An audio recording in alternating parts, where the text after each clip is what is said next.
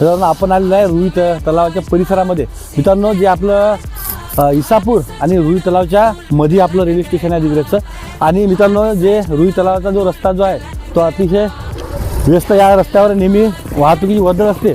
असे भरपूर रस्ते या 284 किलोमीटरमध्ये प्रत्येक गावाला रेल्वेने दिलेले आहेत.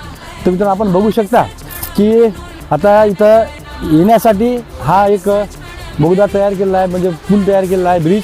आणि तो पलीकडे जाण्यासाठी मित्रांनो, आणि म्हणजे या गावाच्या वाहतुकीला कोणताच अडथळा येणार नाही त्यासाठी हे ब्रिज तयार केलेले आहेत रेल्वेने.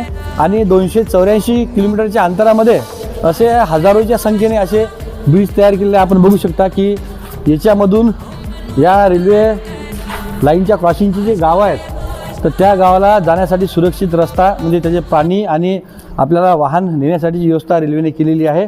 मित्रांनो अशा रहदारीच्या रस्त्यासाठी या 284 किलोमीटरच्या रेल्वे मार्गावर कुठलाच आपल्याला रेल्वे गेट येणार नाही. आणि आपली जी रेल्वे आहे ती नॉन स्टॉपमध्ये एकदम कमी वेळामध्ये ही रेल्वे इथून धावणार आहे.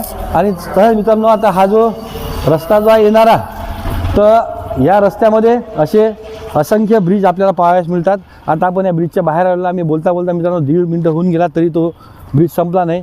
असे ब्रिज आपल्या रेल्वेच्या त्या साईडला जे गावं आहेत त्या गावासाठी रेल्वेने तयार केलेले आहेत.